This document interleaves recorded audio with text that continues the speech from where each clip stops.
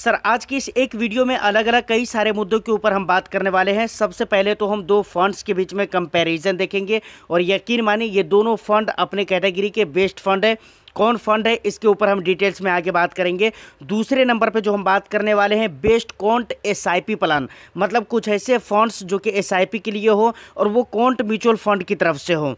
तीसरे नंबर पे जो हम बात करने वाले हैं बेस्ट एसआईपी प्लान, मतलब किसी भी म्यूचुअल फंड से हो सकते हैं, किसी भी म्यूचुअल फंड हाउस की तरफ से वो फंड्स हो सकते हैं। इन तीन मुद्दों पर तो ख़ास तौर से हम बात करेंगे ही। साथ में दो बातें मैं लास्ट में आपको ज़रूर कहूँगा जिसका देखना बहुत ही ज़रूरी है, जिसके बारे में समझना और सुनना बहुत ही ज़रूरी है। अदरवाइज़ हो सकता है कि इस वीडियो के ऊपर आप कई सारे सवाल उठा सकते हैं कमेंट सेक्शन में। तो इससे पहले कि सर आप पूछें या फिर सवाल करें या ऑब्जेक्शन करें या जो कुछ भी करें, मैं चाहता हूं कि उससे पहले मैं क्लियरिफिकेशन आपको दे दूं। तो सर यकीन माने वीडियो बहुत ही इन्फॉर्मेटिव होने वाली है।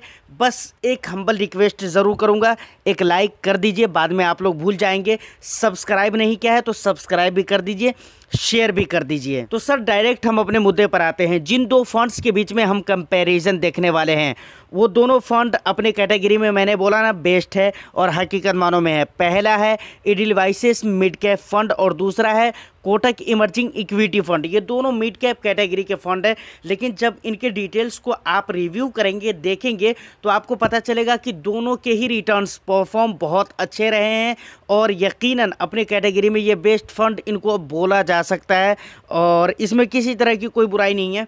इसको हम डिटेल्स में मोबाइल फ़ोन के स्क्रीन पे सारा कुछ मैं आपको दिखलाता हूँ। सबसे पहले एडिलवाइसेस मिड कैप है, उसके बाद दूसरे नंबर पे कोटक की इमर्जिंग है। सबसे पहले अगर रेटिंग की बात की जाए तो यहाँ पर दोनों फंड को वैल्यू रिसर्च ने 4 स्टार की रेटिंग देकर रखी हुई है, देख सकते हैं यहाँ पर।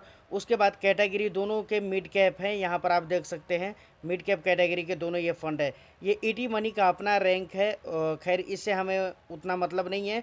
फंड एज की मैं बात करूं तो दोनों ही फंड के फंड एज सेम देखने को मिल जाते हैं। फंड साइज़ की अगर मैं बात करूं तो बहुत ज़्यादा का फ़र्क यहाँ पर नज़र आता है। एडिलवाइसेस मिड कैप का अगर फंड साइज़ देखा जाए तो 4,915 करोड़ है। उसके बाद यहाँ पर कोटक इमर्जिंग इक्विटी फंड का अगर फंड साइज़ देखा जाए तो 39,027 CR है, जो कि बहुत बड़ा फंड साइज़ है मुझे लगता है। तो यहाँ पर ये एक बहुत बड़ा फ़र्क आ जाता है। अब रिटर्न्स की अगर बात की जाए तो पिछले 1 ईयर में एडिलवाइसेस मिड कैप फंड ने 55.14% का रिटर्न्स दिया है, जबकि वहीं पर कोटक इमर्जिंग इक्विटी फंड ने 39.22% का रिटर्न्स दिया। पिछले 3 ईयर्स की अगर बात की जाए तो एडिलवाइसेस मिड कैप फंड ने 27.05% का रिटर्न्स दिया है, लेकिन कोटक इमर्जिंग ने 23.58% का रिटर्न्स दिया है। पिछले 5 ईयर्स का अगर रिटर्न्स देखें तो यहाँ पर एडिलवाइसेस मिड कैप का रिटर्न्स आ जाता है 27.64%। वहीं पर अगर कोटक इमर्जिंग का देखा जाए तो 25.34% का रिटर्न्स दिया है। उसके बाद यहाँ पर टॉप 5 सेक्टर्स भी दिए गए हैं। उसके बाद ज़रा नीचे आएंगे तो यहाँ पर पीई रेशियो भी दिखा जाता है। तो यहाँ पर एडिलवाइस का अगर पी रेशियो देखेंगे तो 29.62 है। वहीं पर कोटक इमर्जिंग का अगर पीई रेशियो देखेंगे तो 31.52 है। मुझे लगता नहीं है बल्कि रियल है कि यहाँ पर अगर देखा जाए तो कोटक इमर्जिंग के पीई रेशियो ज़्यादा है। उसके बाद आ जाता है यहाँ पर एक्सपेंस रेशियो, जो कि देखना बहुत ही ज़रूरी होता है। अगर एडिलवाइस का देखें तो 0.44% है, जब वहीं पर देखा जाए कोटक इमर्जिंग का तो 0.38 है, जो कि प्लस पॉइंट हो जाता है कोटक इमर्जिंग के लिए। फाइनली अगर मुझसे पूछे कि कौन सा फ़ंड बेहतर है तो मुझे लगता है कि दोनों ही फ़ंड बिल्कुल ही बेहतर है अपने कैटेगरी में। कहीं पर कुछ कमी है, कहीं पर कुछ ज़्यादा है, कहीं पर कुछ ज़्यादा है, कहीं पर कुछ कमी है। मतलब मुझे आप ये फैसला करके आप ही बता दीजिएगा कि आपको कौन सा फ़ंड अच्छा लगता है। मुझे तो दोनों ही फ़ंड अच्छे लगते हैं। मैं ऐसा इसलिए बोल रहा हूँ कि दोनों फंड में कुछ न कुछ माइनस प्लस पॉइंट बन ही रहे हैं और लगातार ये वीडियो में आप देख भी पा रहे हैं। तो फाइनली इन दोनों फंड्स के बारे में आपने डिटेल्स में जान लिया है। छोटी बड़ी सारी चीज़ें मैंने आपको दिखला दिया है, लाइव दिखलाया है, ताकि आप खुद समझ सके और ये डिसीज़न ले सके कि हाँ आपके लिए बेस्ट कौन सा हो सकता है। अब जैसा कि मैंने आपको कहा था कि दूसरे नंबर पे हम बेस्ट कॉन्ट एसआईपी प्लान के बारे में बात करेंगे। सर प्लान चाहे एसआईपी हो या फिर लमसम का हो, बात जहाँ तक कॉन्ट फंड की आती है ना, कॉन्ट म्यूचुअल फंड की तरफ से जो भी फंड्स हैं उनकी जब बात की जाती है ना, तो मैं कहता हूँ सारे ही बेस्ट होते हैं। और ये मैं नहीं कह रहा हूँ, ये इन्वेस्टर्स का दिल कह रहा है, इन्वेस्टर्स के हौसले, उनके जज्बे, उनके जज्बात, उनके सब कुछ कह रहे हैं कि हाँ, कौन की जहाँ पर बात आ जाए तो एक चीज़ तो तय होता है भाई, कौंट में रिस्क कितना रहेगा, क्या कहाँ होगा नहीं होगा, ये सारा कुछ पता नहीं। लेकिन इन्वेस्टर्स के माइंड में एक चीज़ तो तय है भाई, यहाँ पर रिटर्न्स तो फाड़ कर दिया जाएगा, बिल्कुल एकदम तय बात है।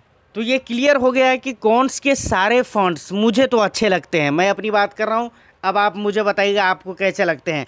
लेकिन फिर भी कुछ फंड्स को मैंने यहाँ पर चुना है, जिस फंड को आप सिर्फ कौंट का फंड आपको लेना हो, जबकि ऐसा हो तो नहीं सकता है, बस एक सवाल आ गया इसलिए मैं इस पे बात कर रहा हूँ। और इसलिए इन फंड्स का मैंने सिलेक्शन किया है। सिर्फ कौंट्स के फंड में इन्वेस्टमेंट करे ऐसा तो मुझे नहीं लगता है कि कोई भी आदमी करेगा और करना सही भी रहेगा।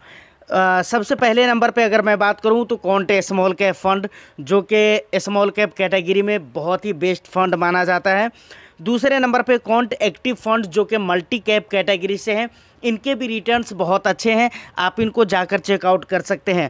उसके बाद तीसरे नंबर पे आ जाता है count large and mid cap, जो कि large and mid cap category से हैं। इस फंड के भी रिटर्न्स बहुत ही अच्छे रहे हैं, अनुअलाइज रिटर्न्स की मैं बात कर रहा हूँ। चौथे नंबर पे आ जाता है कौंट फोकस्ड फंड। तो ये सारे ही फंड्स बहुत ही अच्छे हैं अपने अपने कैटेगरी में। और ऐसे भी मैंने शुरू में ही कहा है ना, कौंट का फंड है तो एक चीज़ तो तय है कि भाई यहाँ पर रिटर्न्स बहुत ही अच्छी मिलेंगे, ये चीज़ मैंने आपको बता दिया है। अब देखिए, कुछ फंड्स मैंने यहाँ पर बताया है, इसका ये मतलब नहीं है कि कौंट के जिन फंड्स का मैंने यहाँ पर नाम लिया है वही बेहतर है, इसके अलावा जो फंड है कौंट्स के वो अच्छे नहीं हैं। किसी भी फंड की सर बात होती है ना, वहाँ पर इसका यह मतलब नहीं होता है। अब अगर मैं बेस्ट एसआईपी प्लान की बात करूँ तो मुझे कुछ फंड्स अच्छे लगते हैं। सबसे पहले नंबर पे है पारंपरिक फ्लैक्सी कैप फंड।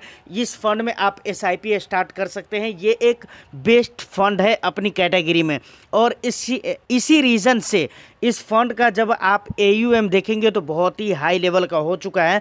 खैर कोई दिक्कत वाली बात नहीं है, इसका ये मतलब यहाँ पर मैं आपको डराना या फिर ये नहीं कहना चाह रहा हूँ कि यहाँ पर आपको इन्वेस्टमेंट नहीं करना चाहिए, फंड साइज़ बहुत ही बड़ा हो गया तो अब इसका परफॉर्म अच्छा नहीं रहेगा, ये मत सोचिएगा।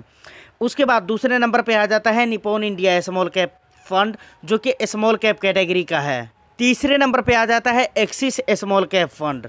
तो ये कुछ फंड्स थे, कुछ कौंट की तरफ से, पर्सनली कौंट की तरफ से थे, जो कि कौंट के फंड थे, तो वहाँ पर मैंने आपको बताया कि ये SIP के लिए बेस्ट हो सकते हैं।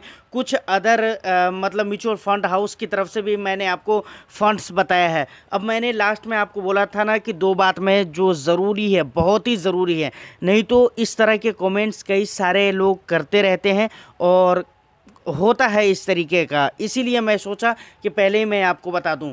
देखिए, मैं एक बात तो बोल चुका हूँ वीडियो के बीच में ही। पहली बात यह है कि जिन भी फंड्स का मैंने इस वीडियो में नाम लिया है, इसका यह मतलब नहीं है कि वही फंड्स अच्छे हैं उस कैटेगरी में।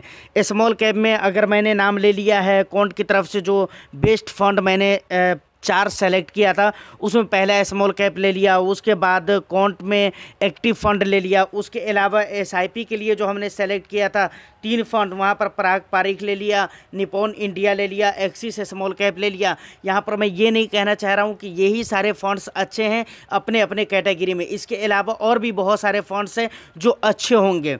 अब एक सवाल मैं आपसे पूछना चाहता हूँ सर, किसी भी फंड को अच्छा या बुरा कहना है ये किन चीज़ों के ऊपर डिपेंड करता है?